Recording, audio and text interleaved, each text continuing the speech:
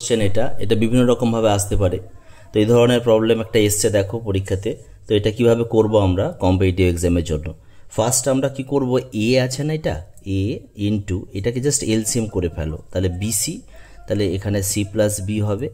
একই রকম ভাবে এটাকেও এলসিএম করে নিচ্ছি, তাহলে সি এ, আর এটা এ প্লাস সি, আর প্লাস সি ইন্টু এটা হচ্ছে এ বি, এটা তাহলে হবে বি প্লাস এ। এবার দেখো, আর সি প্লাস বির ভ্যালু এখান থেকে পেয়ে যাবো, এটা এদিকে চলে গেলে মাইনাস এ হবে না, তাহলে এ ইন্টু মাইনাস এ মানে minus a square by bc হবে প্লাস, তাহলে এটা এসির ভ্যালু, তাই এ প্লাস সি আছে না এখানে, এটা মানে মাইনাস বি হবে, তাহলে এটা হবে minus b square by ac বা সি এ।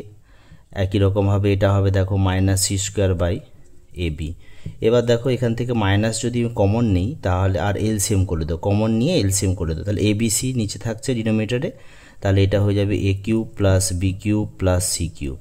এবার দেখো আমরা জানি যদি A plus B plus C যদি 0 হয় তাহলে এটার ভ্যালু কি হয়, 3abc হয় না, তাহলে মাইনাস তো আছেই, এটার ভ্যালু হয় 3abc হয়। তাই এটা আমরা ফর্মুলা অলরেডি জেনে এসেছি, তাহলে কেটে গেল, অ্যান্সার হয়ে যাবে -3। তাহলে অপশান হবে বি ফাইনাল অ্যান্সার।